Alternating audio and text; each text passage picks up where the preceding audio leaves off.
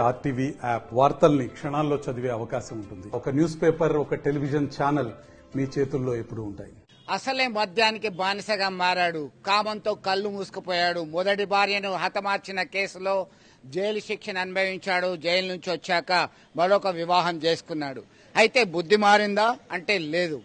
మరొక వివాహం చేసుకున్న తర్వాత ఆ కన్న కూతురు పైనే కామంతో కన్నేసి అత్యాచారం చేశాడు. ఎవరికైనా చెబితే పెట్రోల్ పోసి తల్లి కూతుళ్లను తగలబెడతానని బెదిరించాడు. ఇట్లా కొద్ది రోజులు భరించిన తల్లి కూతురు భయంతో పోలీసులను ఆశ్రయించారు.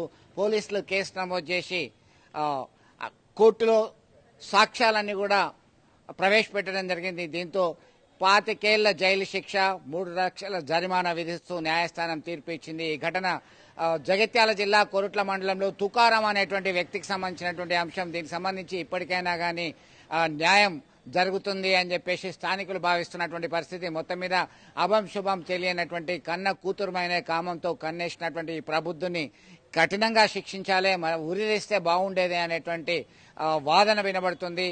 దీనికి సంబంధించినటువంటి తీర్పు సంచలనంగా మారిందని చెప్పుకోవచ్చు. లేటెస్ట్ అప్డేట్స్ కోసం వాట్సాప్ ఛానల్ ని ఫాలో చేయండి అండ్ లింక్ డిస్క్రిప్షన్ లో ఉంది.